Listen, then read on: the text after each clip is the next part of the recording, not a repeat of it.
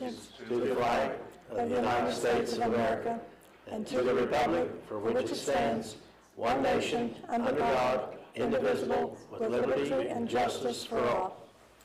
Heavenly Father, we come to you tonight asking your blessing over our meeting. We just praise you and love you, and we want you to be with us as we conduct our meeting. Without you, that we're nothing, and we just want to say in Jesus' name, amen. Amen.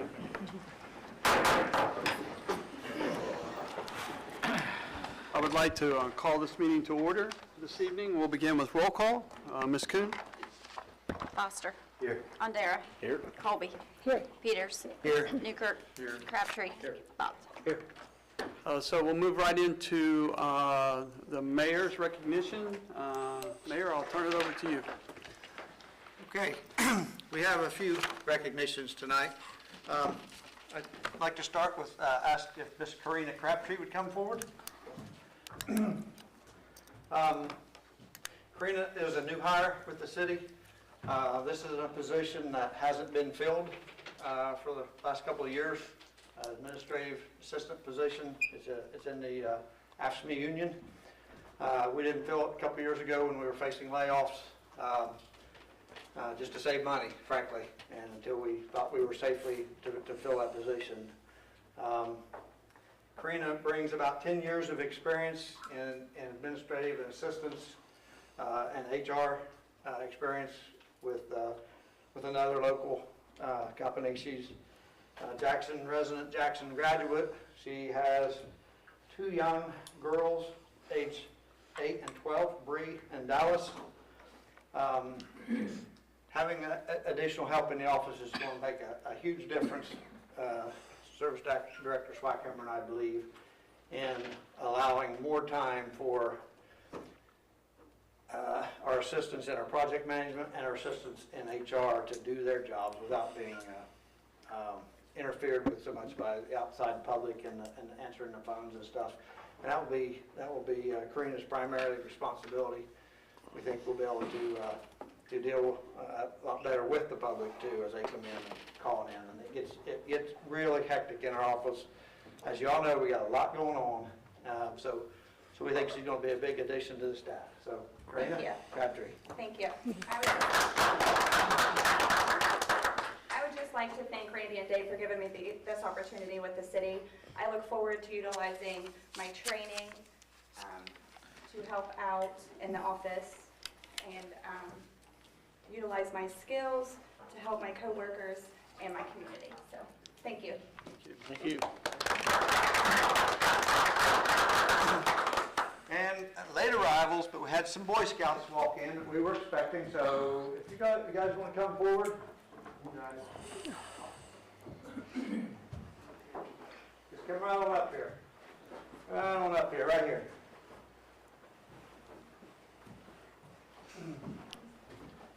And it looks like one of you might be older, it might be the leader here. I'm actually a unit commissioner for him and just brought him over here. Okay, well, This is one of the things they got to do to earn certain merit badges. so you got to come to the meeting tonight to earn a merit badge. That's one of the things you got to do. Do they have to stay for the whole meeting? No. No? That's all. I want y'all to know that you're all welcome to stay for the whole meeting, okay? And we'll start right down here. You can tell council and all of America, you're on camera, you're on TV, who you are. Chase Curtis. Dylan Peterson. Aiden Davis. Carson Harris. Logan Dunn. And Terry Barr. Anything else you want to say, Tyler? Like I said, I'm a unit commissioner. I work with all kinds of troops in the area. And one of the things I do is I visit the units, make sure that they're running strong. And I want to recognize Carson here because he just completed his Eagle Scout merit badge. Woo, Eagle Scout. All he has to do is do his paperwork.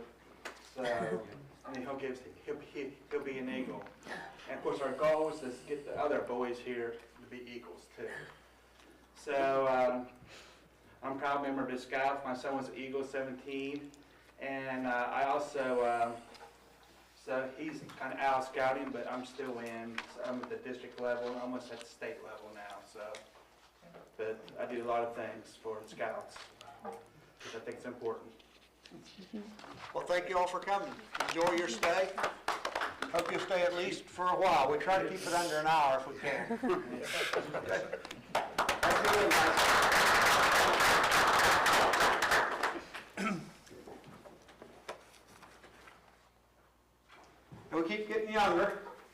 Our next recognition is a 2-year-old female. Right, Chief? Yes. Okay, so she should be coming in the door any minute. Her name is Arca. Oh, it's a dog. I heard about that. I heard they got him.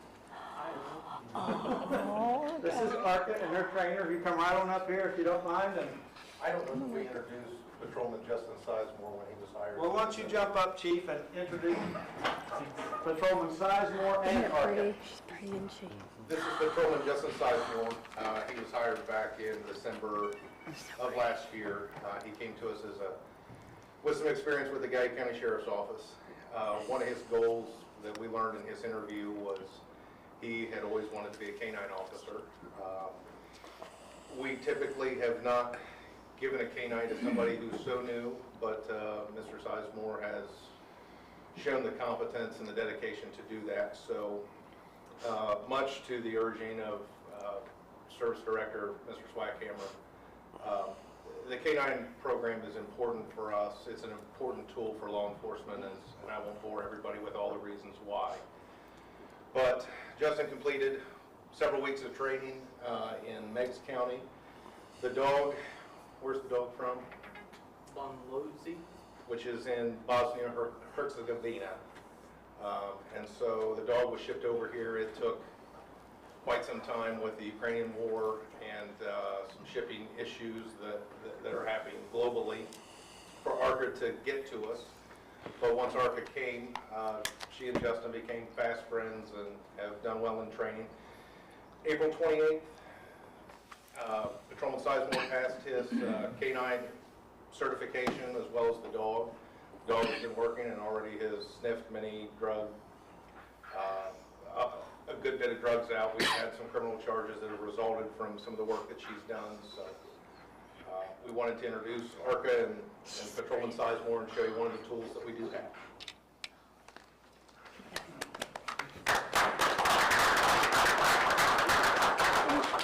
Justin, I know with the chief here, it's hard to get in a word edgewise. Would you like to say something to council too, or the public? Kind of put me on the spot. Hey, Justin, talk a little bit about the schools and what you've been doing with them. Yeah, so one of the things that Chief and a few others have been really adamant about is getting presence in the schools. Another good thing, or one thing to add, is the canine, because who doesn't like police canines? So you take that to a So you take that to a group of kids, and you have to bring her in at the end, or you're not going to be able to get their attention throughout the whole entire thing. So once you bring her in, but it's a good way to kind of bridge that gap. I was actually telling him the other night, it's good to, we respond to these houses, and the kids see us arrest mom, and they see us arrest dad. Well, I wanted to see, or to find a way to intervene into their life in a positive way. So I think this was a really good way to do it. And last week, was it, Justin, I was coming back from the ball game and pulled up to your house, just happened to see them out, had my youngest grandson with me, and he and Arca got a chance to interact with each other. She is a very loving dog. Yeah, she will lick you to death. And give you a bunch of dog hair to take home to your family.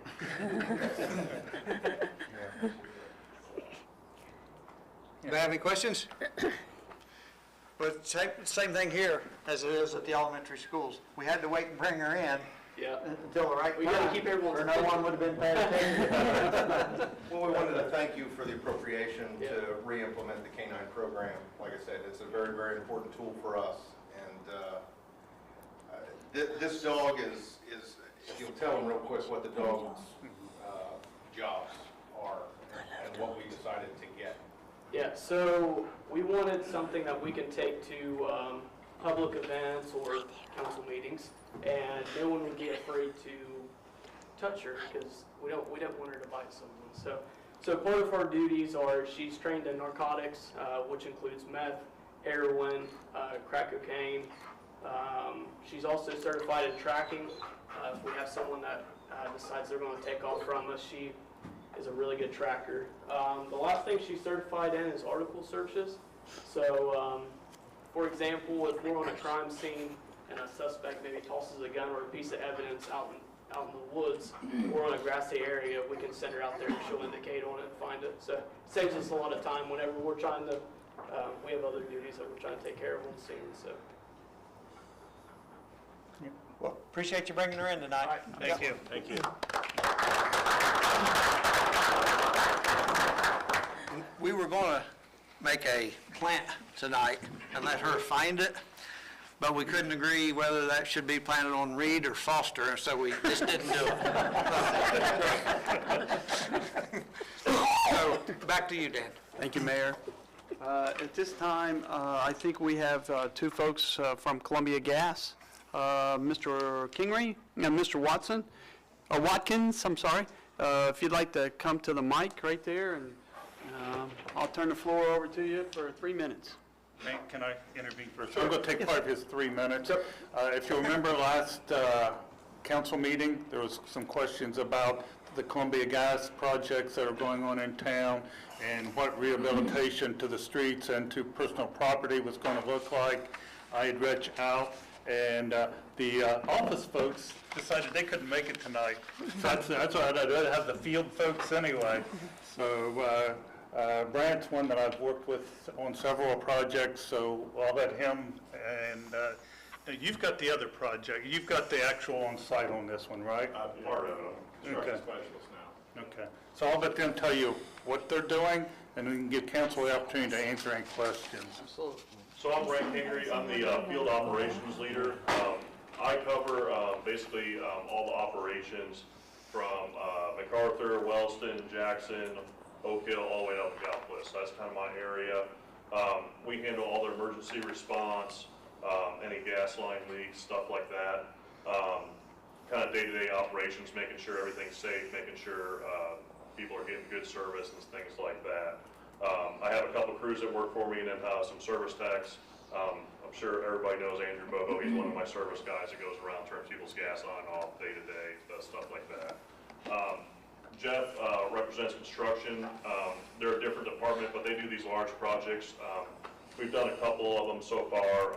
Actually, I was part of the one off of South Street a couple, 3-4 years ago in a different role, since moved on to this. But basically, I'm open to any questions you guys have about operations or restoration or anything that's going on in the area.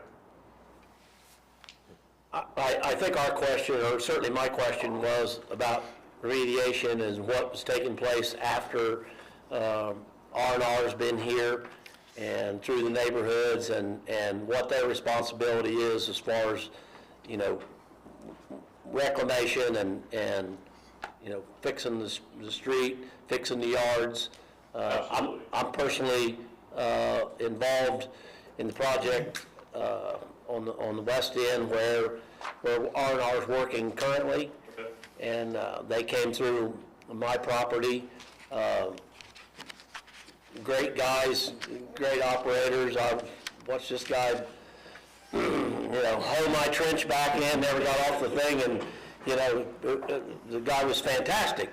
But you know, they came back in 2 days and seeded it and strawed it, and it was never compacted, so I was pretty sure it was going to leave me with a trench, which it did. So I'll kind of follow up on the process a little bit. Okay. When we install these lines, we install the main line first, which the main line is the line that runs down the road, usually on one side or the other, and it feeds the gas to the whole neighborhood. Right. So what we need to do is we need to get that main line in first, get gas on it, and then what happens is we actually go and have to go house by house. We run a new service line to your house, and then we hook up the gas, and we disconnect the old one.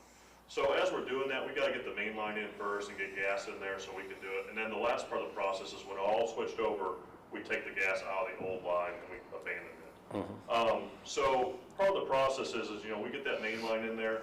We know that we're gonna come back to your house and dig up again to put the service line in and whatnot. So our goal is to get it as good as possible, as quickly as possible, be good stewards of, you know, our customers' money and whatnot, make sure, you know, it's safe or whatnot, knowing that we're gonna dig it up again and put the service line in. So once we put the service line in, we do the final restoration. And sometimes we do have to come back.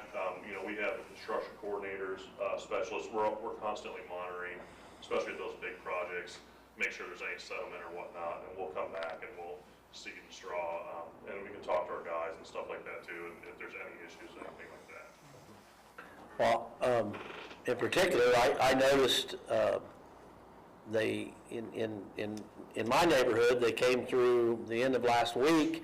They did come back. They pulled the straw all back off. They added dirt, reseeded, restrawed it.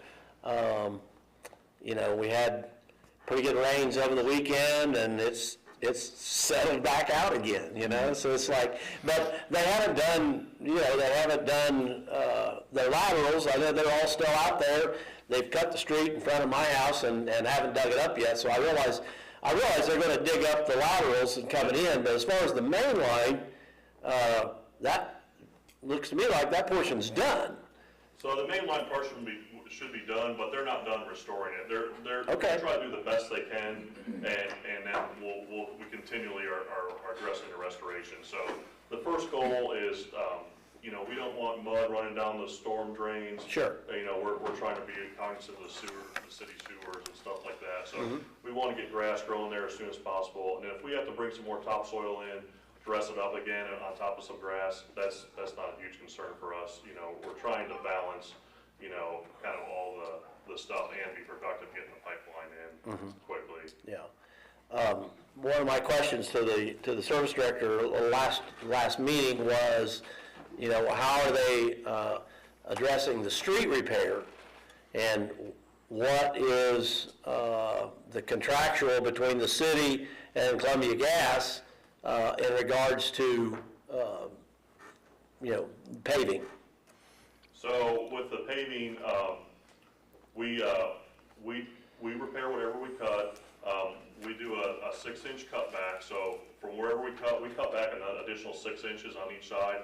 That's to give it a better repair and whatnot. Sure. Now there are if it's real bad or something, we might have to cut back a foot or, you know, kind of work with it. And sometimes you'll see patches that are, you know, you think it'd be a straight line that kind of bows out a little bit, trying to do that.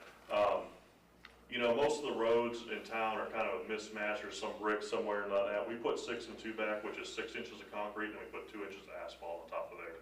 And then we seal the edges. And currently, our contractor gives a 1-year warranty on those repairs. And in the past, we've had a couple problems, and there's been no issue. We've come back and had them repair that or something like that if there's something wasn't done up to our standards. Is there just temporary asphalt being put in places? In places, yes. It's called coal patch. Yeah. If you look on Orange Street, I believe it is. Right, You go down through there, you'll see where the laterals have been ran. right. That was filled with stone, and then top was gravel, or the coal patch, simply to hold the gravel in place for the traffic. Yeah. The main line is running down along the curb line there. That's a park area. If you like, we can go ahead and coal patch that in to help lock it down, which we can do that in different places. Different areas, we do a little bit different things, but that seems to be holding up fairly well. There's a couple places where it's settled over the weekend that I've seen. We can dress that up with no problem at all. But you're saying you're using 6 inches of concrete and then 2 inches of asphalt?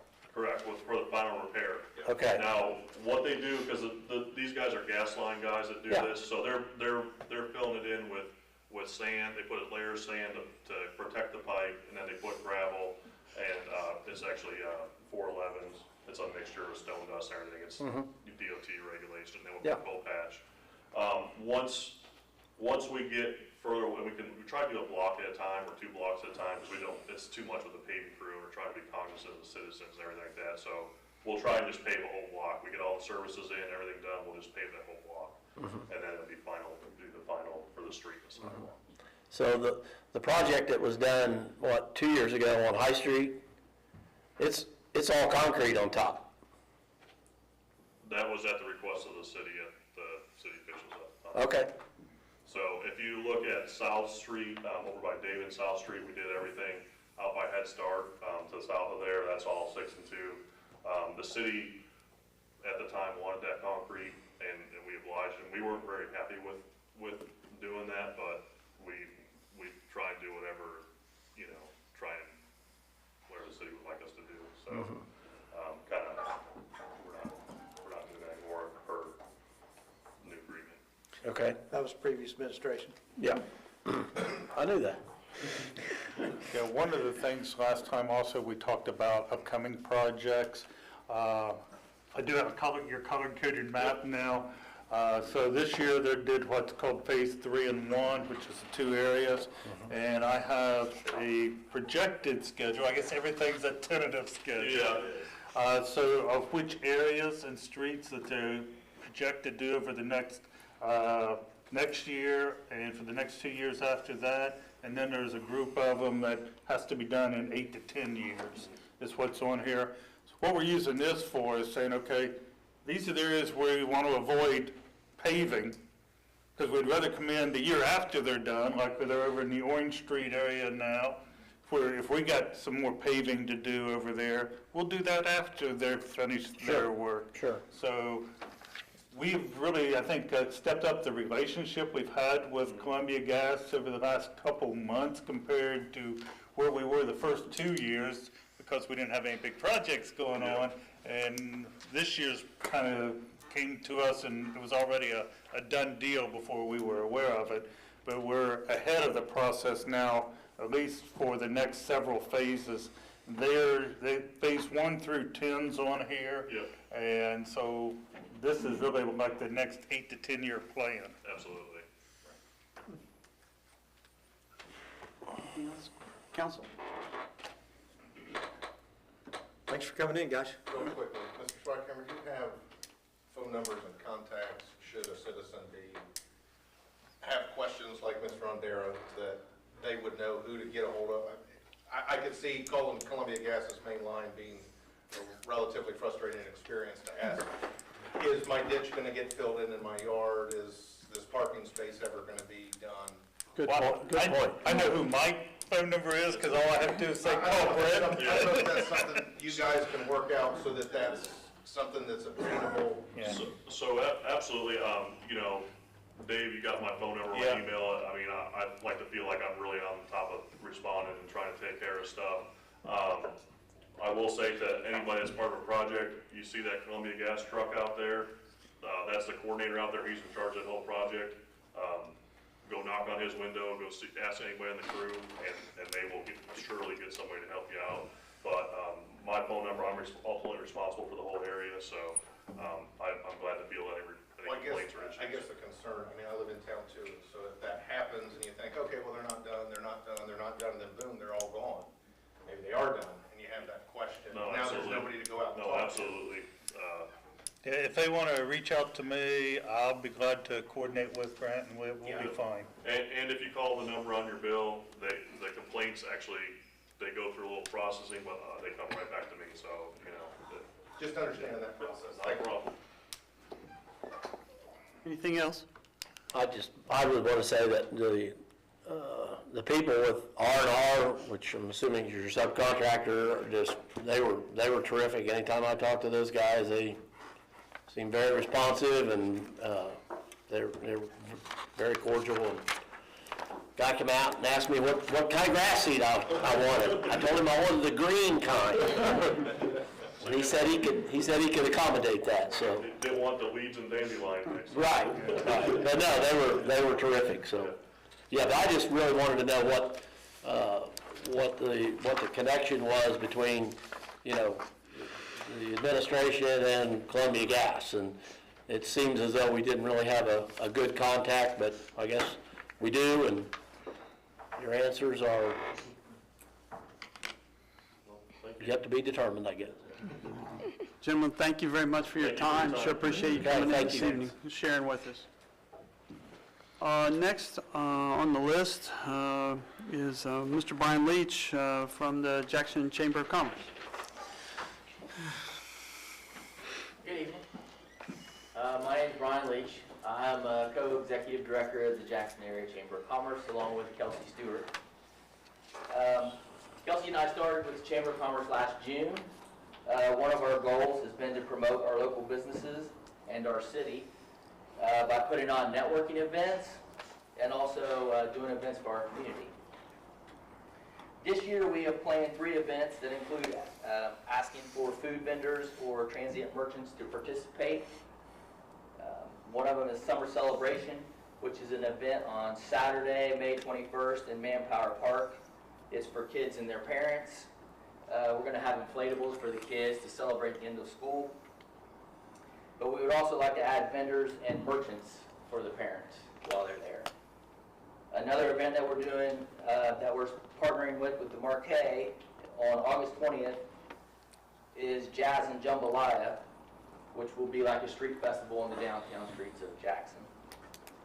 The third event that we're doing is Trunk or Treat, which was a huge success last year. We're doing that on October 22nd on Broadway Street.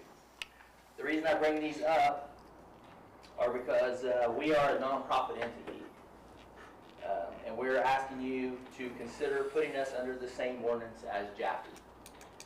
This would waive the permit fees, which would help us in attracting more vendors to these events and also bring more awareness to our city. Our goal is to allow people to see what our city has to offer, and these events also build community. So that's why I'm here. Okay. Questions, council? You can go first. You go first, or? You can go first. Oh, okay. I think you had your hand up first. All right.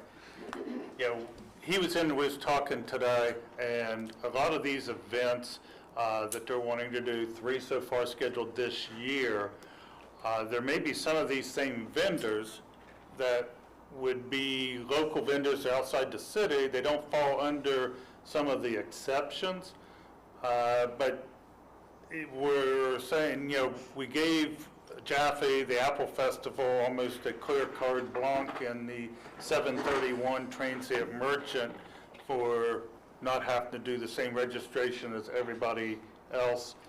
And this is one of those things where we actually can partner with the chamber for their events in trying to bring more activity into the downtown, into the park area, bring more people in. And based on our conversation we have today, I think we've got a good handle on it. One thing that even looking at the ordinance, and we spent some time with the ordinance, is that we don't ask for anybody to register, even if we're not charging them. I'm not sure that maybe it wouldn't be the right time to include the registration, even with a no fee, to make sure the safety aspects can be taken care of. And, I would support, from the service director standpoint, treating the chamber the same as Jaffe and the Apple Festival is being treated for these events. I understand it's not going to be a nightly event as large as the Apple Festival, and you're only looking at 3 dates this year. We also agreed that any of these vendors that came in for these dates, if they decided, okay, I had a good day, I want to come back, that doesn't waive their fee on any other day. It's, if they want to be a transient merchant after the event or before the event, it's a $25 fee for 12 months. They still have to pay that. If they're just coming in at the invitation of the chamber, is it right to charge them and invite them at the same time when you're trying to draw people into the city for these type of events? So that's why I asked him to come talk to council tonight. Mayor? And I just want to thank Brian and his co-president, Kelsey. It's great to have a Chamber of Commerce back in the city of Jackson, and they are doing a great job. I've been involved in several of their just ribbon cuttings or grand openings, and it's a great accent to us and what, the improvements we're trying to make and what we're trying to do. And I think as a council and as a city administration, we ought to do everything we can to help the Chamber of Commerce be successful, because we have the same goals, and that's making Jackson a better place to live. And they're all volunteers, and we need to help them when we can. And I don't care so much about the details of the registration stuff. David kind of handles that, but we need to help them any way we can. What they're trying to do for Jackson is all good, and they're doing a great job of it, by the way. We have a ribbon cutting this Friday, by the way, at Harlow Motorsports, if you want to come. 3 p.m. 3 p.m. That's right. Mr. Peters? Certainly something that we need to take under advisement, probably with the service committee. There are some other aspects of that ordinance that we had discussed previously a few times regarding the permitting of that the fire department does. So that's something that we need to probably discuss as well. So if we could just schedule a service meeting before our next council meeting, as long as nothing else is booked for 6 p.m.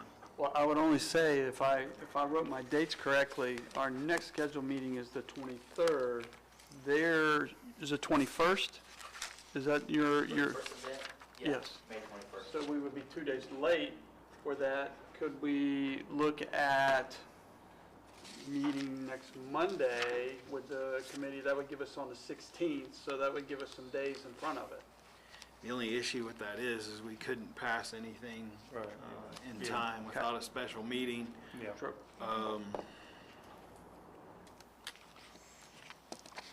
We're kind of under the gun.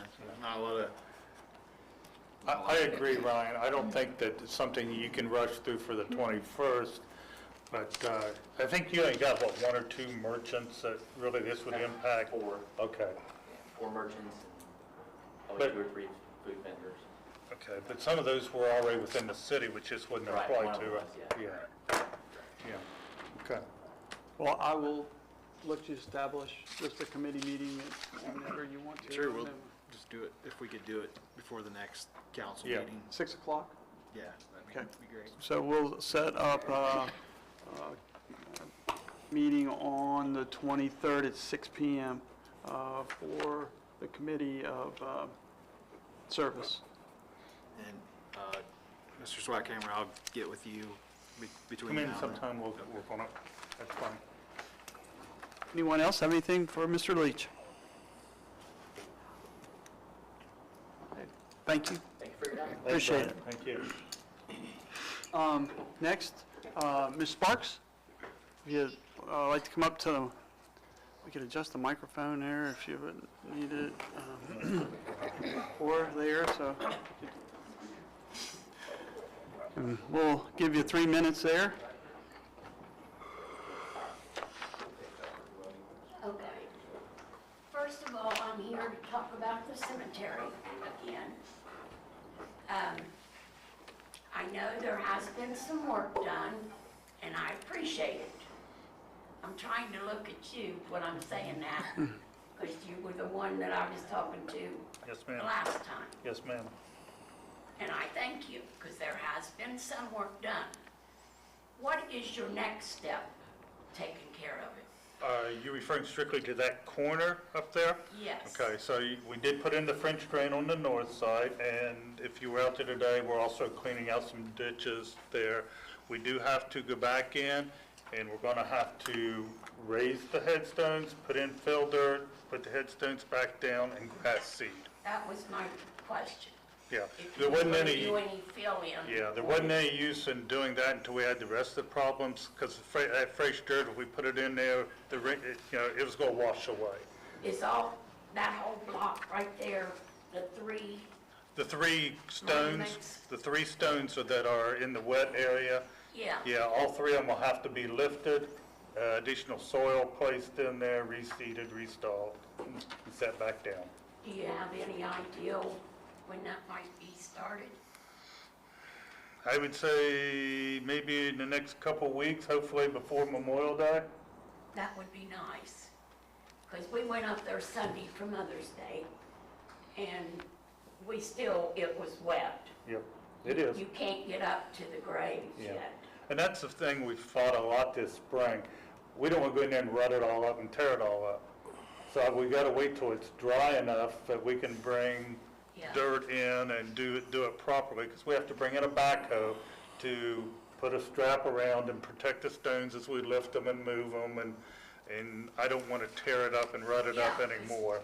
The way it is now, if you run a lawnmower over it, Yeah. it's making ruts in it. Yeah, so the weather is going to be great this week, the weather they're talking, I probably just jinxed it. Yeah. But hopefully it's going to dry out a lot for us, and I think they're calling for a little bit of rain this weekend, but if we don't get much, we may be in much better shape next week.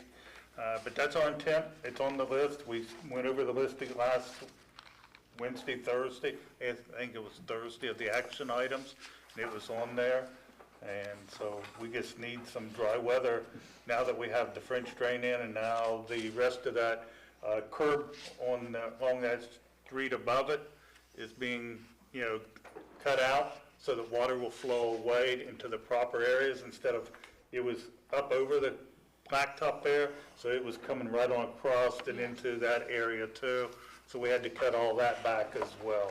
So there's been some extensive work. Now, are you going to put, it's not a guardrail, but a concrete thing around the corner as they go, so they won't drive into the You mean lot there? like curb it, put a curb in there? Like you got on some of the other places, to I, protect that corner. I'm gonna have to make a note on that, because I don't remember seeing a curb put in there as part of the plan, but I will. Because that would protect that corner right there, because there's not much of Okay. a driving area there. All right. I'm just like to get it straightened up. I don't like to cause trouble or anything, but it upsets me. Yeah. My nephew, Michael Perkins, can't even take care of it the way he does. I mean, he cuts the grass and everything, but it's the worst that it's ever looked. Last year especially, but I understand we had a lot of rain and stuff. Yeah. This year, we've had a lot of problems just getting people. We've tried now for 2 months, 3 months almost, trying to find people. We've been advertising, and those that will volunteer or not volunteer are either college or high school students that just aren't available. Working with the auditor's office, one thing we've done is in the past 29 hours a week had been the maximum because of some other issues that we had to work through.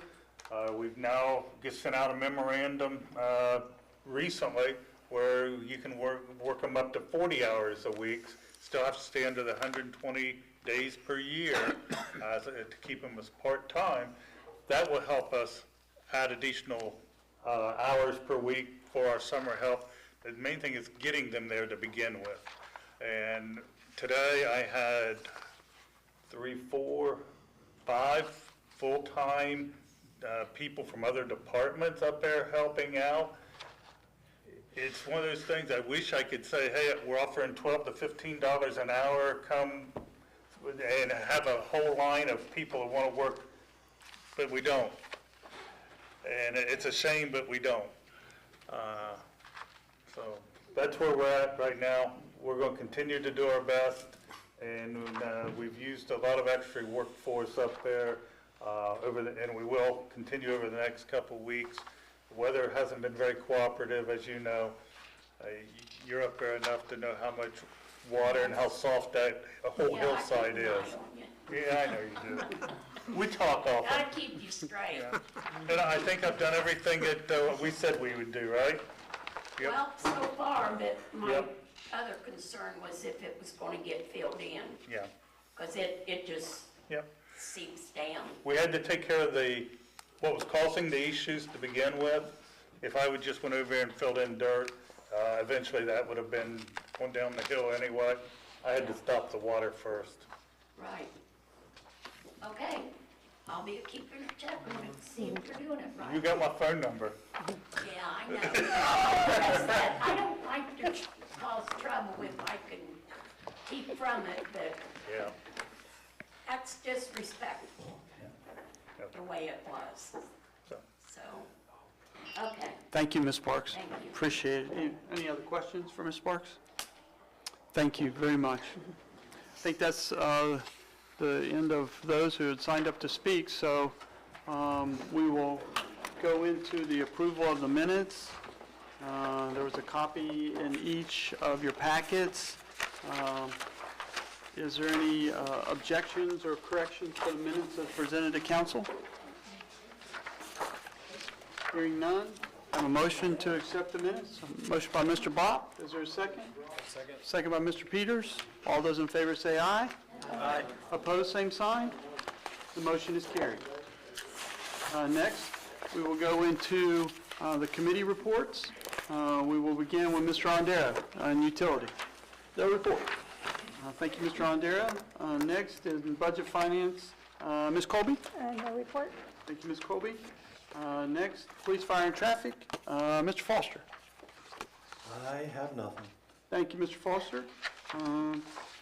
Service, Mr. Peters.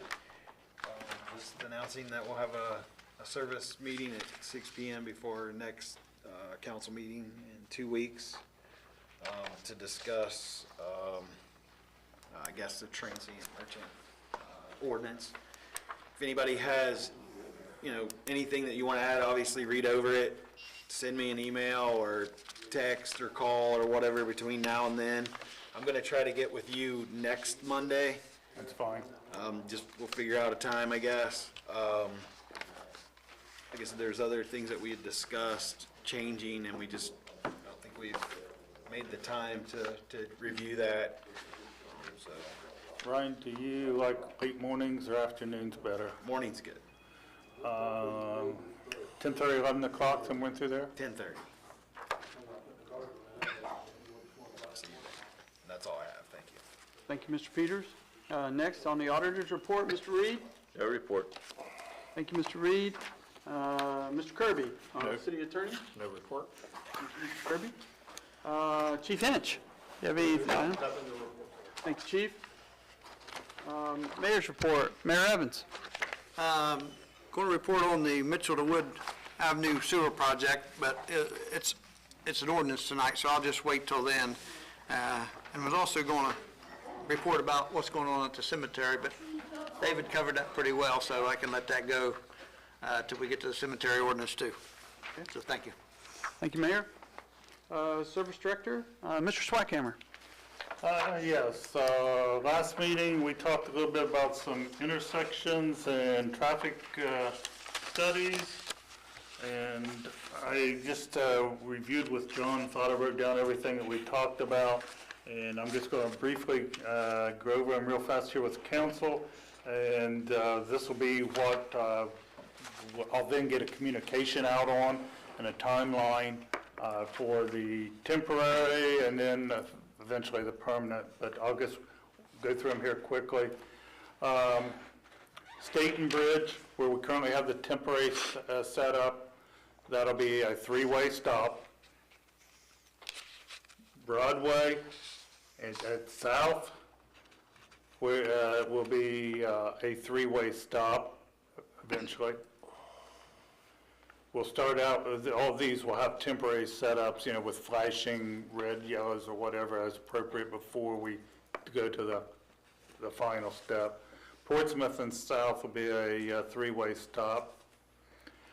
High and State, stop signs on High, and then we're going to start out with the yellow flashing on State Street, but that'll eventually go away when we do the stop signs on High only. High and Main down by the ball fields, four-way stop. Broadway and Broad, right back here, four-way stop. Broadway and Pearl, four-way stop. Portsmouth and Broad, four-way stop, Portsmouth and Pearl, four-way stop, Broadway and Water, four-way stop. The Broadway and Water was not discussed, but when I started going through the city, it didn't make sense to leave it as a traffic light when we just took and moved all these others to four-way stop based upon the flow of traffic. So that's the ones that we will send a communication out on to the city. I'll be working with Mr. Thacker later this week to set up the lights. We'll select a time, advertise it, time and date far enough in advance so it's on all of our media sites. Make sure that Pete and the other media groups pick it up and pass it on. And then we'll also set a timeline that when we'll be through the temporary before we go to the permanent. For example, the Broadway and Water, that if in the future will be a four-way stop, we'll start that out with the stop signs in place, but also the light will still be there, and you'll have a four-way red flashing. So they know, start training, they have to come up and make the stop. We'll do that for a period of time before we take the light out then, and you'll still have your signs. That all make sense? Question? Yeah, when we had the meeting, we were in discussion that the light was gonna stay at Portsmouth and South, and that was one that you'd read off there would be.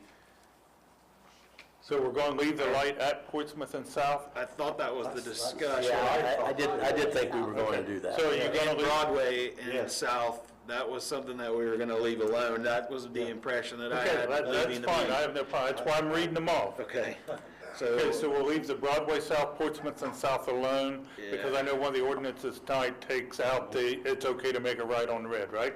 which we've all done for.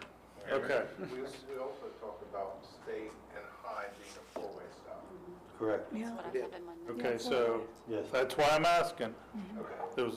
So I can make all of those changes. No problem. One question. We didn't discuss last time, and should we discuss, Huron and Burlington light? Anybody? What's your thoughts? I think I think Huron and Burlington light needs to stay myself. That's what we asked them. Just me personally. Traffic moves pretty fast through there. Yeah, it does. Coming down the hill from Burlington down to Huron, it does. And I would hate to open that up too much. We got a lot of school traffic through there. Okay. I will make the three changes as mentioned and update this and get with Mr. Thacker, and we'll get the communication out probably in about a week. And we'll leave the communication up probably about a week before we actually start the process. And then probably at least a month of the temporary before we do the permanent.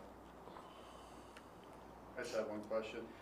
Do you think eventually the traffic pattern change signs, once we've gone far enough along, those might come down? I've noticed as you go down West Street, as you come to State and you try to look left, that traffic pattern change sign actually blocks your view from traffic coming towards town. I don't know. The do not enter sign? Is that what you're saying? No, the Blocks traffic, view? the one right on State. I know it's, Yeah, as you go all the way down west and get to State Street, which maybe I'm one of the few people that actually go that way, but when you do try to look left at the traffic coming, the back of that sign actually blocks that lane of traffic coming towards you. yeah, I think we need to move that sooner or later if it's causing that issue. Maybe move it, either further down or, because it could be a while, couple months.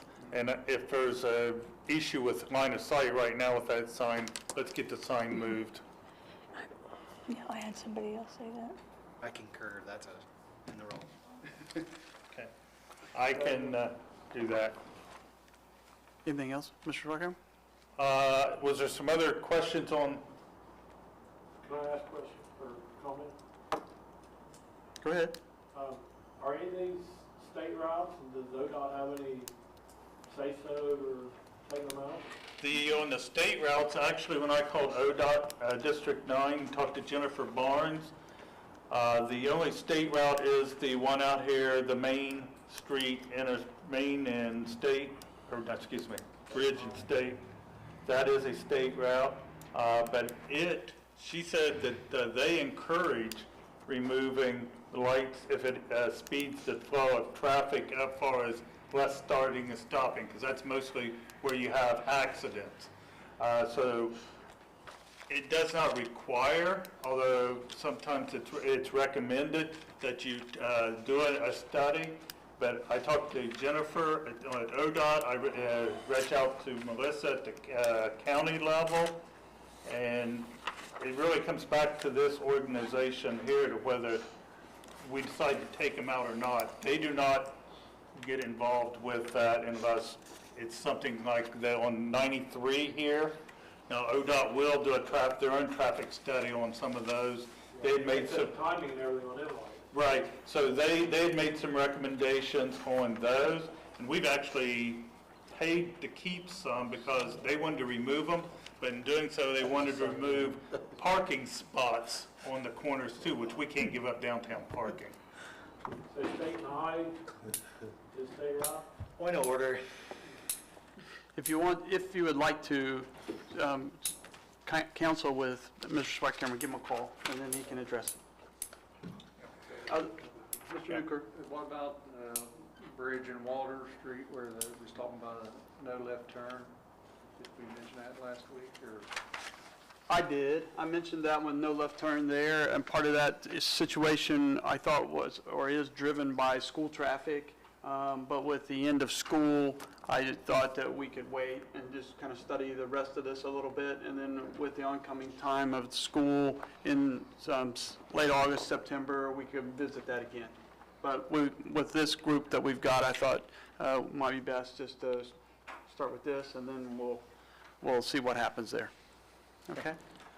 Next item I have Manpower Park, the organization that had planted the flowers and the lights last year, no longer feel that they're able to do that, and is asking if the city can find someone else that would be interested in taking on that as a project.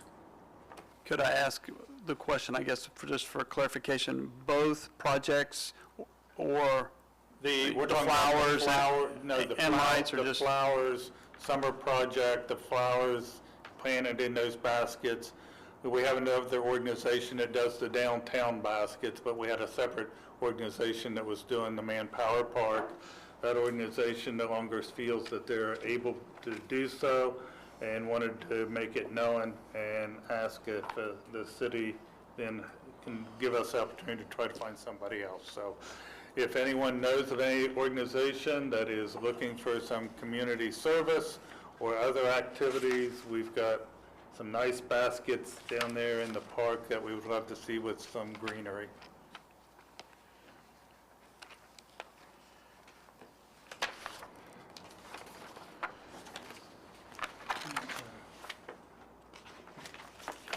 Mayor, you gonna talk about anything around street paving? Gonna hold on to that till next week?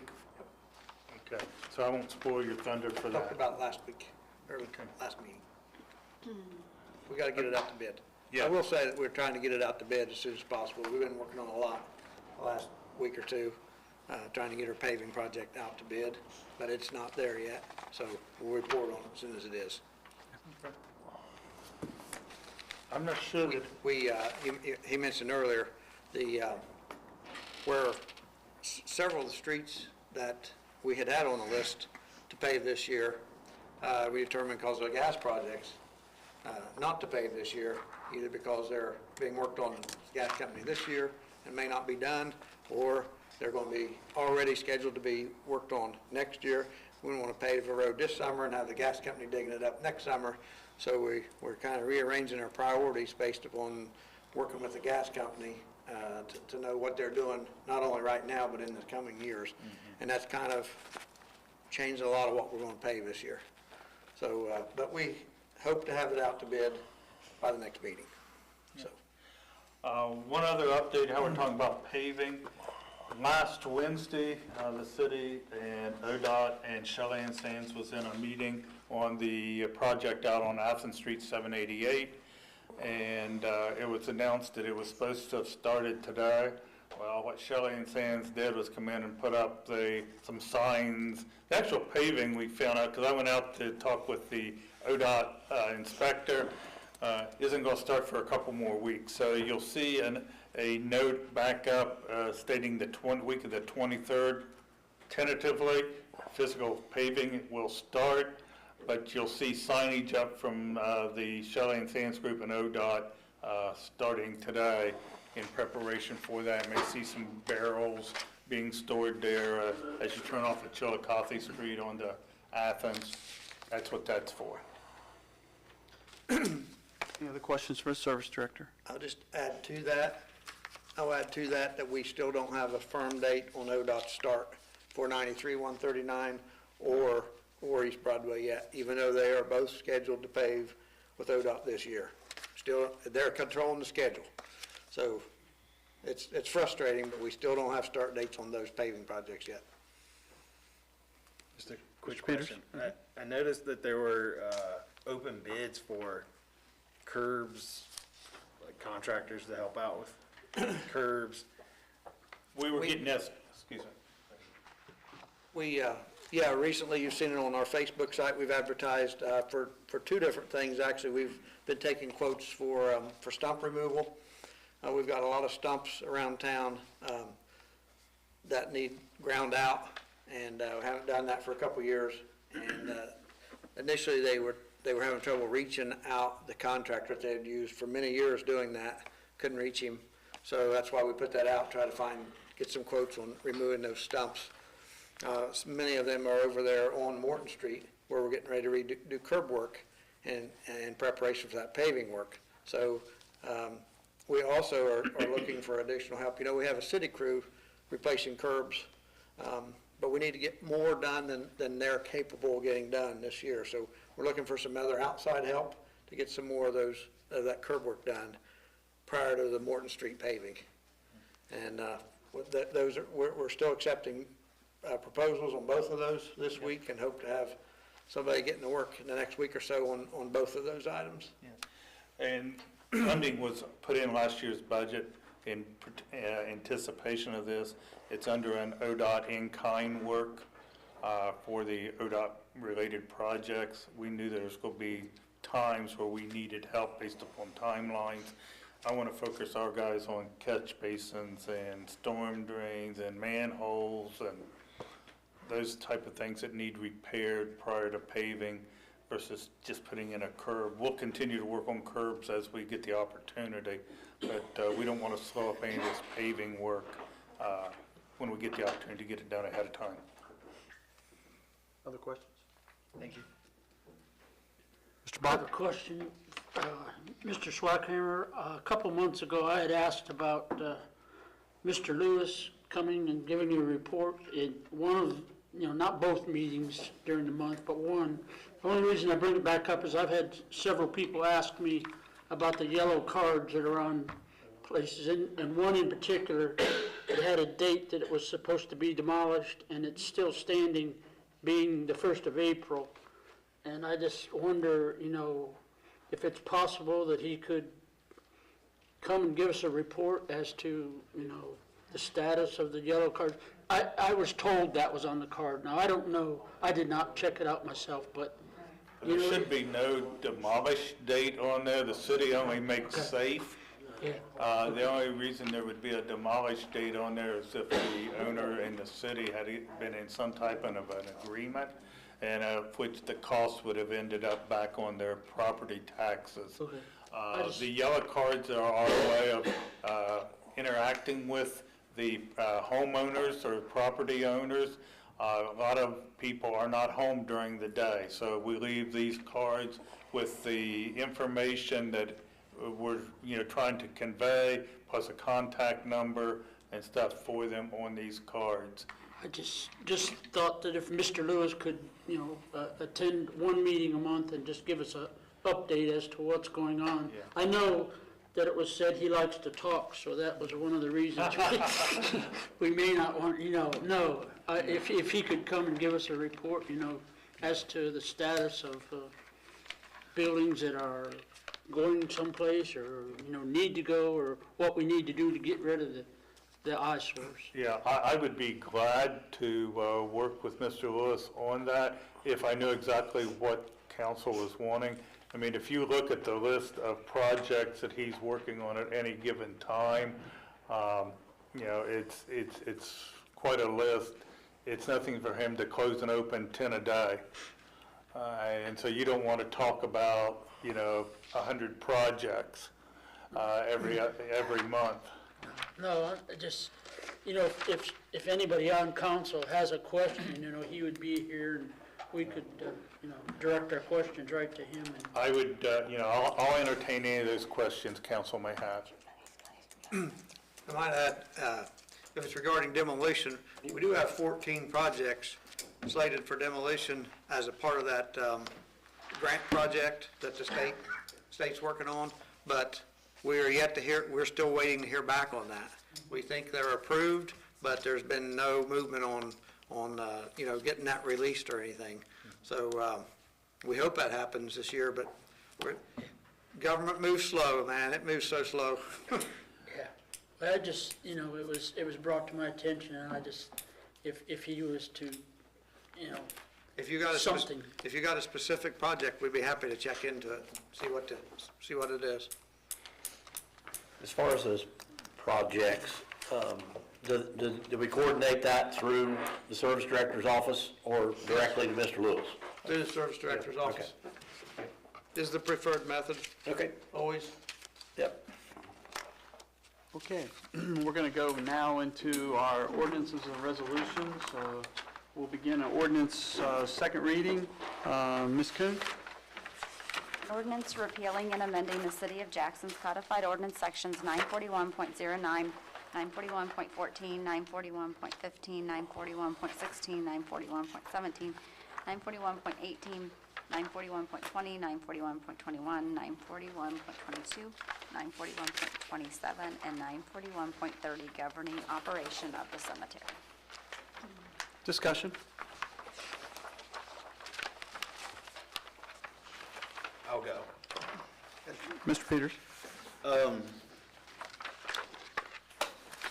spent a little bit of time just reading through other municipal controlled cemeteries, and I was surprised that quite a few, well, actually almost all of them have some sort of rules like we have here. There were a few that had planting permits. So if I wanted to do something above and beyond what is here, I could go to the administration, or in some cases they had a board, cemetery board, and I could appeal to the board or to the administration that I want to do this. I guess no different than you drawing out your building permit. Hey, I'm going to build a fence right here. Something where it was kind of built in that if I wanted to do something above and beyond, that I could ask permission to do so. With that, there were fees involved. I was unable to find anything for a permit fee, and even if it was $1. I guess the point of it would be, if I want to do these things, then that allows, because we've had more than 10 meetings probably regarding this topic over the past, since I've been involved with council for the last 3 or 4 years. This would put on the radar folks who want to take care of their own. We can't just, I know people said, hey, just sign it over to me, I want to take care of it, I want to mow it myself, don't, leave me alone and I'll take care of it. So with this asking permission, it at least gives the people who have to enforce this a list of who is taking care of it and who's not. With that being said, some of the others that do have this permitting, there were clear guidelines built in that if it was deemed by the caretaker of the cemetery or the service director, that anything could be removed and reseeded, and then the permit holder would then be sent a bill for not taking care of it and then putting it back to the way that it was. So the charges were, hey, whatever it costs to send the city crew up there to remove everything, we're charging you by the hour, this is how much the grass seed, this is how much everything costs, then you send them a bill. That is if they agreed to take care of it. And then failure to comply with that or failure to pay those fees, you're unable to plant or do anything above what is stated in the ordinance. There was another city that had one other thing built in where anything that had to do, flowers were fine, but anything that had to do with trees, shrubs, or other decor, they had to have a hearing basically with the council's committee, service committee. Chardon, Ohio has this, and they'd have to get written approval to build something or whatever you want to do outside of the guidelines that are permitted. Once again, putting you saying that's saying, hey, this person wants to take care of this. This person's the caretaker of this. If you do not take care of it, this is what happens. It's not perfect, but honestly, the people that come to these meetings that voice their concerns are not the citizens that these rules apply to in most cases. I know Michael Perkins, so I know he mows and weed eats himself. So, I mean, if he's taking care of that, and, we've got a city mower is going to just, buzz on by that plot. So, I get it, we need to do something. We obviously have not a lot of help. Everyone in the public thinks that it should look like Arlington National Cemetery up there, but let's be realistic. The levy doesn't support that type of help. There's no fix to this. We can see that. We've tried all these approaches over the last 4 or 5 years, and we still have no resolution to any of it. These are just some ideas that I have thrown out there. I don't have a problem with enforcing the rules, but we got to think that the rules have never been enforced. I know you tried the signs and whatnot. Well, my issue with putting the signs that you're not compliant is, I know people that have taken a sign from a plot and go put it on someone else's plot just to be spiteful. So there's no way to police any of that, and then all that does is just create more issues and anger and things like that. So those are just some ideas to throw out there, at least that we could maybe consider. That's all I have. Thank you, Mr. Peters. Other discussion? Mr. Ondare? I guess I am of the belief in trying to alleviate the problem. I realize, what you're saying is a problem. But if there were just straightforward rules, I'm not in favor of giving somebody a permit to let them plant a shrub. I think that just creates more problems. I think if it's uniformed and this is what we allow and this is what we don't allow, we have to be cognizant of the fact that there's somebody up there trying to maintain that and mow that, and if there's stuff in the way, as you all know, you got to get off the mower, it's going to slow the process way down. And if you got to get off the mower 500 times a day, it's just not doable. So I just think it ought to be very cut and dried. This is what we do and this is what we don't do, and don't allow a whole bunch of stuff. I just think the stuff is the problem, and I realize, people want to honor the dead, and I get that, and I respect that. I just think we can do it in a, in a manner that just keeps in mind, the groundskeeper there has just got a really tough job. And I think whatever we can do to help him out and at the same time make the cemetery look nice, we need to do that. But I think we're going to do that by just not allowing a whole lot of stuff. And Ryan, you had a great point. It's around enforcement. If you look at when most of these guidelines were put in place, in the 80s, again in 2010, they were never enforced.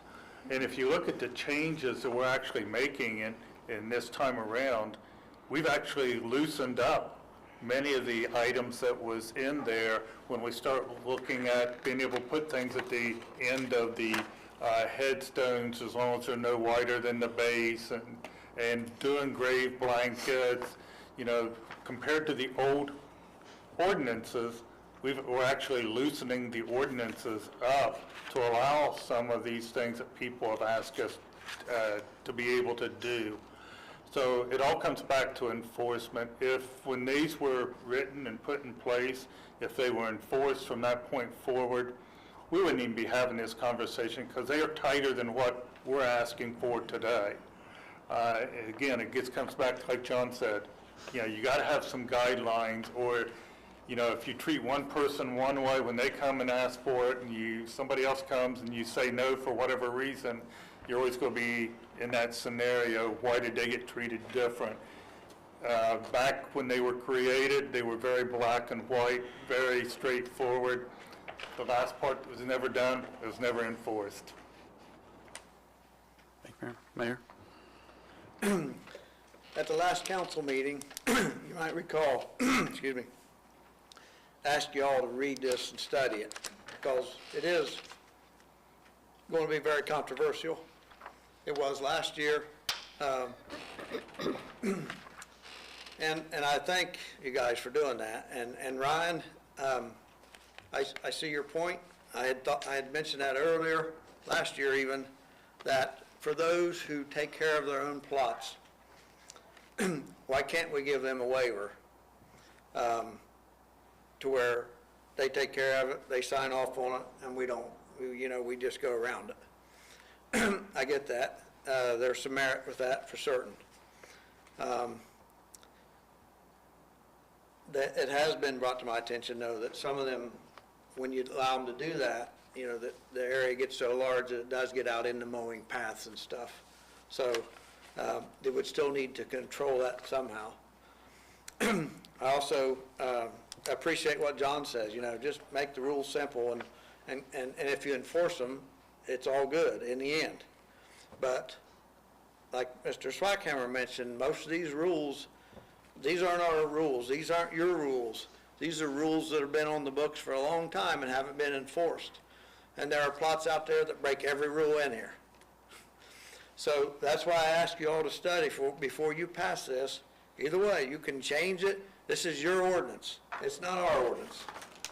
But council last year asked us to enforce it, is what created the big controversy. So we will enforce it. But before that, you guys make sure, whether it's the way John wants it or it's the way Ryan wants it, it needs to be how council wants it. And we will enforce it. But there are a lot of plots out there that are in violation of a lot of these old rules. And you just need to decide what you want the new rules to be before you pass this.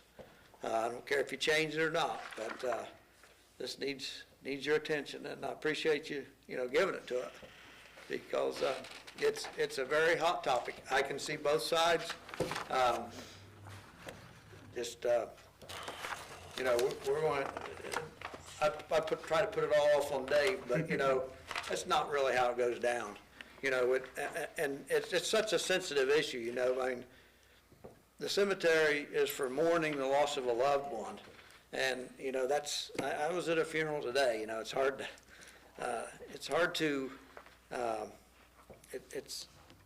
to tell people they can't do something when that place means so much to them. Yet, if there are no rules, it'll just look awful out there. So give it your attention. I think this is just second reading tonight. I would suggest you leave it there tonight, and give it more thought and decide what council really wants before it's passed. Thank you. Well, one more comment. You did say how John wants it, how Ryan wants it. I personally would, I agree with what David has put forth, but I don't just work for me. So I have to listen to what other people say, and that's the reason why I brought these other items here, just to present to everyone. So we've been through both sides of this, and we've sat here and we've kind of bounced it back and forth. And I agree, we have to start somewhere. Like I said, it's not just Ryan's decision on what choice I make. I do listen to people. So just throwing that out there. I understand, but I want you guys to know it's not David and Randy's decision either. I mean, it's a council ordinance and majority rules. So council needs to decide what they want the cemetery to look like, and pass this ordinance, and we'll make it happen. But whatever you do, either way, there's going to be controversy involved, either way. So we just need to know what council wants. Yeah. Further discussion? Any further action to be taken on ordinance 1922? Hearing none, this constitutes the second reading of ordinance 1922. Going on to ordinance in the first reading. Our first ordinance is ordinance 2022. Ms. Kuhn? An ordinance approving the 2023 Jackson City Library budget and declaring an emergency. Can I get a motion to adopt resolution 2022 as presented to council? Mr. Peters, is there a second? Ms. Colby? All those in favor say aye. Aye. Opposed, same sign. Motion carried. In discussion, we'll start with Mr. Reed. The library budget is just something that the city signs off on. We have no interest in it, really. It's going through us as a body for approval. I did notice down the bottom of it, this is brought to us, but it says 2021 down the very bottom for the dates, the signing. But as far as this is just a pass-through budget. We approve it every year. We have never altered it, made any changes to it. It's something that council just looks at and approves for them to run the budget for the library. Mr. Peters? Yeah, I was kind of confused reading through it. In the heading, it says 23. Yeah. And if we go lower, it says approved for 2022. Then if we go to the bottom, it says 2021 for the sign off on it. So where are we at with that? I think they're running off of their fiscal year versus the calendar year. I believe this is the 23's budget. This is their 2023 budget. Mr. President, do we have the ability to make these changes and pass this? I'll ask Mr. Kirby, are we eligible to make these changes, or should we pass first reading and come back and correct? As familiar with the time, so the May 31, 2022, is that right? That's That's when it goes That's into place? correct. It's just the bottom. that It's needs just to the be date here at the bottom.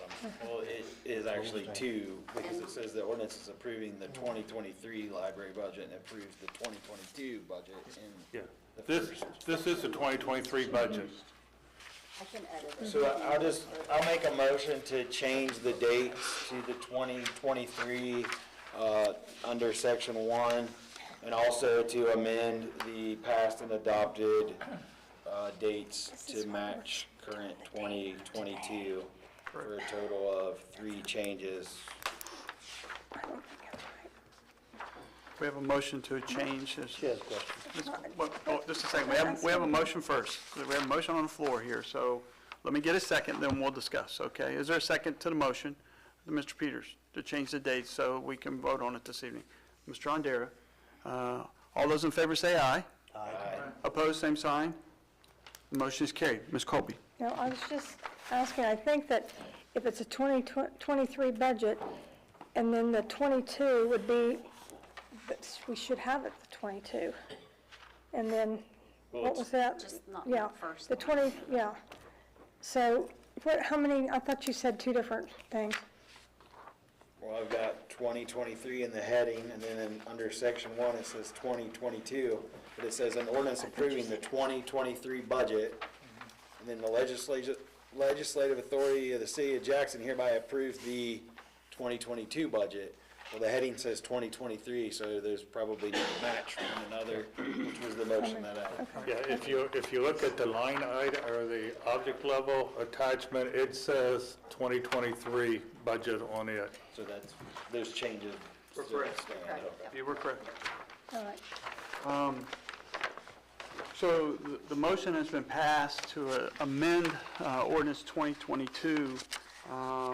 We do have a motion on first reading to accept. This also carries the emergency clause. I'm guessing, Mr. Reed, we need this by May 31st.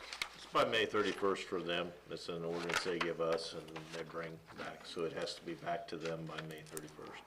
So is there a motion to pass on emergency? I'll make that motion. Motion by Mr. Andrea, second by Mr. Newkirk. Discussion? Ms. Kuhn? Foster. Yeah. Andera. Yes? Colby. Yes. Peters. Yes. Newkirk. Yes. Crabtree. Yes. Bop. Yes. Further discussion? Ms. Kuhn? Foster. Yes. Andera. Yes. Colby. Yes. Peters. Yes. Newkirk. Yes. Crabtree. Yes. Bop. Yes. Ordinance 2022 is duly adopted. Next, we will look at, in your packet, ordinance 2122. Ms. Kuhn? An ordinance to revise the codified ordinances by adopting current replacement pages thereto and declaring an emergency. Could I get a motion to adopt ordinance 2122 as presented to council this evening? Mr. Bott, is there a second? Mr. Peters? All those in favor say aye. Aye. Opposed, same sign. Motion is carried, and we'll start the discussion with Ms. Kuhn. This is just the ordinance that we need to adopt quarterly that updates our codified ordinances with our state and local updates. So usually we pass this on emergency because there's not really a reason to hold out 3 readings on it. Other discussion? Mr. Peters? I move that we suspend the rules to update our codified ordinances with ORC. Is there a second? Mr. Newkirk? Any discussion? Ms. Kuhn? Foster. Yes. Andera. Yes. Colby. Yes. Peters. Yes. Newkirk. Yes. Crabtree. Bop. Yes. Ordinance 2122 is duly adopted. Next. That was just. Oh, I'm sorry, we gotta go one more. Excuse me, Yep. discussion. Foster. Yes. Oh, sorry. Go ahead. Andera. Yes. Colby. Yes. Peters. Yes. Newkirk. Yes. Crabtree. Bop. Yes. Excuse me for getting ahead of myself there. Ordinance 2122 is duly adopted. Next in our packet is ordinance 2222. Ms. Kuhn? An ordinance repealing and amending the City of Jackson's codified ordinance sections 313.11 governing right turns on Broadway, South, Main, and Portsmouth Streets. Is there a motion to adopt the ordinance 2222 as presented to council this evening? Mr. Peters, is there a second? Mr. Andera, all those in favor say aye. Aye. Opposed, same sign. Motion is carried. I believe this is the discussion we had at the last meeting about the right on red that most of us have taken for quite a while that was illegal. So, is there any further action to be taken on ordinance 2222? I move to suspend the rules. Mr. Peters, motion, second by Mr. Foster. Discussion? Just so the public understands, because this is pieced together between several meetings, it has been illegal to make a right-hand turn on red from Portsmouth Street onto South Street and from Broadway Street onto South Street since 1978 and 79. So we discovered this and we are making the change because I bet you everybody sitting at this table and listening out there has broken the law. Correct.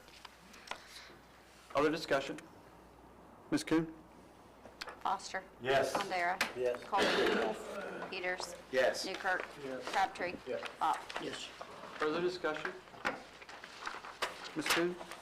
Foster. Yes. Bondera. Yes. Colby. Yes. Peters. Yes. Newkirk. Yes. Crabtree. Yes. Pop. Ordinance 2222 is duly adopted. Next, we'll go into our area of resolutions, first reading. The first one is Resolution 1622. Ms. Kuhn? A resolution of the Legislative Authority of the City of Jackson, Ohio to accept the bid of Southern Ohio Trenching and Excavating Incorporated for the Mitchell Street Sewer Project as it was the lowest and best responsive bid submitted and declaring an emergency. Could I get a motion to adopt Resolution 1622 as presented to council? Mr. Newkirk, is there a second? Mr. Peters? All those in favor say aye. Aye. Opposed, same sign. The motion is carried. Discussion, Mr. Swackhammer. Actually, the mayor said he would like to take this. All right, Mayor? This is approve the contract. We finally have had the bid and got the, determined the lowest and best bid, and it is for Southern Ohio Trenching and Excavating. You might recall they also were the low bidder on the sewer project we did last year. This is the Mitchell to Wood Avenue replacement project.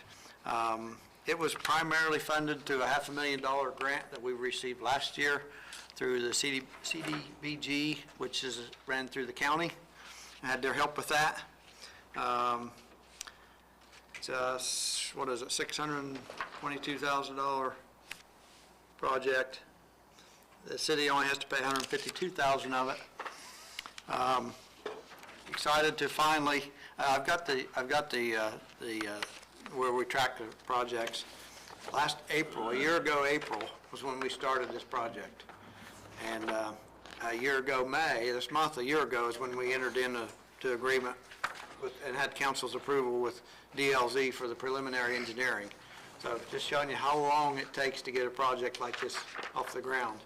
I would like for council to apply this, to pass this on first reading tonight if they can, just so we can get the contract back into the contractor's hand to try to get them started on it.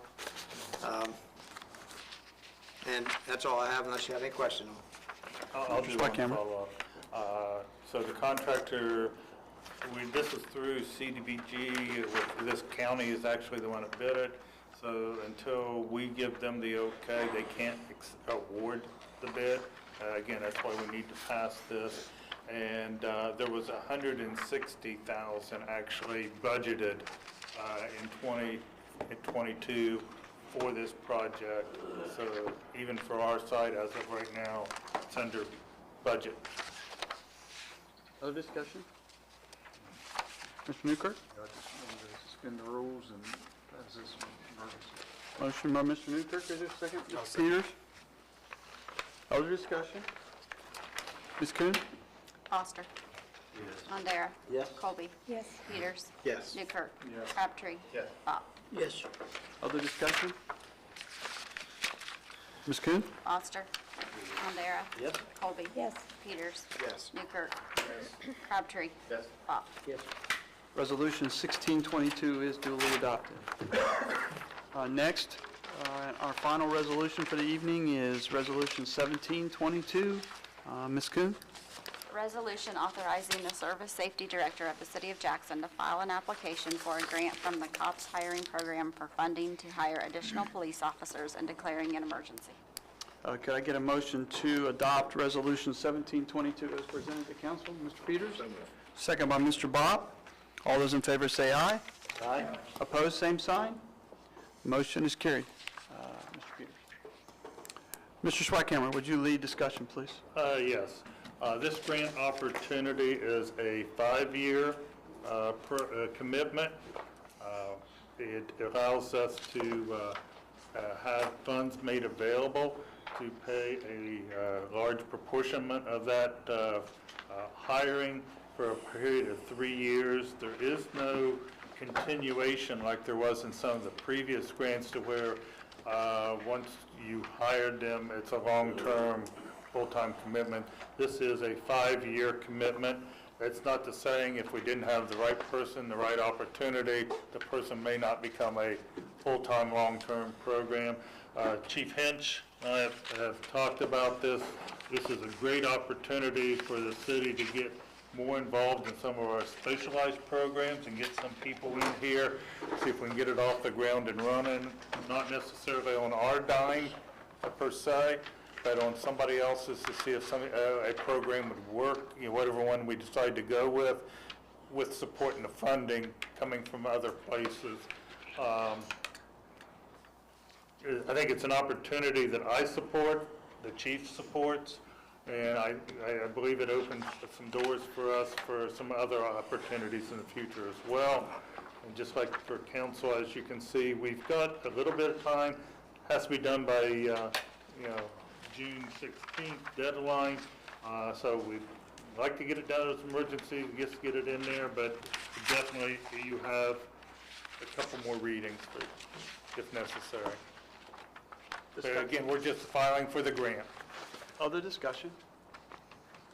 I mean, it is a grant, and I'm sure it's contested. There's a bazillion other people trying to get it as well. I just don't see why waiting would benefit any of us. So I move to suspend the rules. I'll second. Second by Mr. Ondara. Other discussion? Ms. Kuhn? Foster. Yes. Ondara. Yes. Colby. Yes. Peters. Yes. Newkirk. Yes. Crabtree. Yes. Pop. Yes. Further discussion? Ms. Kuhn? Foster. Yes. Ondara. Yes. Colby. Yes. Peters. Yes. Newkirk. Crabtree. Yes. Pop. Yes. Resolution 1722 is duly adopted. And that completes our ordinances and resolutions for the evening. Ms. Kuhn, do we have any correspondence? No. Counselor, is there any old business you would like to bring before council? Mr. Ondara? I just have one thing I wanted to say in regards to the needle exchange program that we briefly talked about last week. Been thinking about that a little more. As I stated last week or 2 weeks ago that I was not in favor of that. I'm still not in favor of that. I feel like anything of that nature, and I realize this is not a big issue, so I don't want to make a big deal out of it. It's not a big issue, small issue, but in light of the way that our country has moved with issues, I just feel like any time that we give credence to wrongdoing, we're heading in the wrong direction. And, we'll pass out some needles today so you can get high again without, it makes no sense to me. And I just feel like those kind of things are perpetual. I don't want to become a woke community. I don't want to defund the police next week. I don't want to do none of that crap. And I just feel like I said, I know this is not a big deal. It's not a big issue.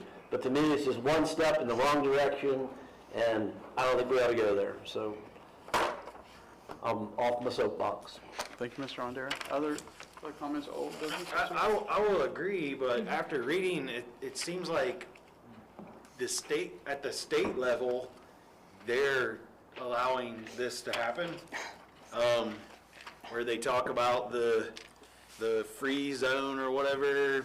So the Department of Health has the ability to sidestep law.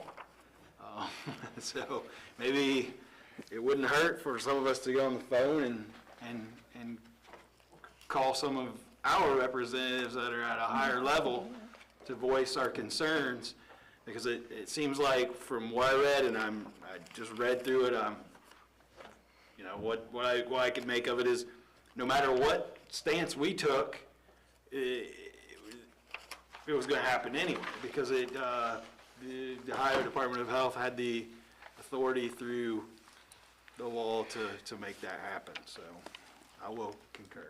Mr. Newkirk. As a council in the city of Jackson, we don't have to agree with the state. We can make our stand how we feel here in the city. So I agree with John. I don't like it either. Yeah. I don't either. Yeah. I don't either. Ms. Colby? I don't want it either. Well, just in discussion then, like, what could we do? Yeah. What could we do here to say no to that? I think in this situation, the comments need to go out to the county health department. They're the ones that actually made the decision. It wasn't the state that made the decision to do this in Jackson. What I'm saying is the stipulations that they're operating under is falling down from the state level. Right, but the decision to do that in the county of Jackson, in the city of Jackson, was not made at the state level. It was made at the local level.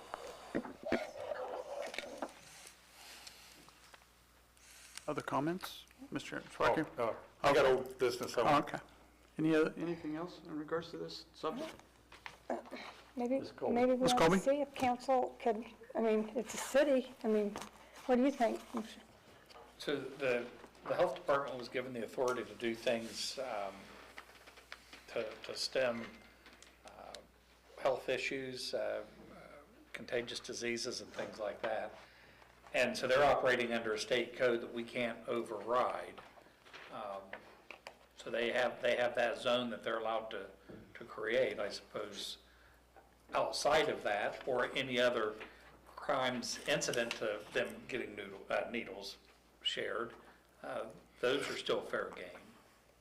But as far as them wanting to do a needle exchange, I don't know that there's much we can do. There is one, I believe there is one city that's being challenged that did say that it was outlawed. I have a feeling that it's probably going to lose. There is only one city in the state that I found, I think it was Zanesville. So you can still, and I think the chief was had mentioned that at the last meeting. If people bring drugs to their needle exchange, that's not part of the 1,000-foot area. If people are 1,001 feet away, that's a violation as well. So I'll just open up to Chief. Yeah. You had a week of this exchange or more since the last council meeting.